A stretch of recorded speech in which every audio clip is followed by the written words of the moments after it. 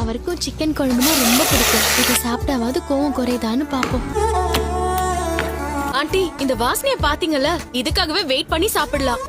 Wow, செம்ம டேஸ்டா இருக்கும் மீனா. அண்ணி, சிக்கன் குழம்பு சூப்பரா இருக்கு அண்ணி. நான் ஃபர்ஸ்ட் டேஸ்ட் பார்த்துட்டேனே, சூப்பரா இருக்கு. நான் எந்த ஹோட்டல்லயும் கூட இப்படி சாப்பிட்டதே இல்ல.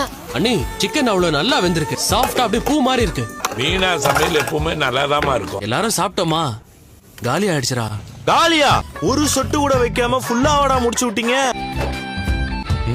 அடடா மீனா, வேற லெவல் போ. உன்ன சமையல்ல அடிச்சுக்கவே முடியும் மீனா.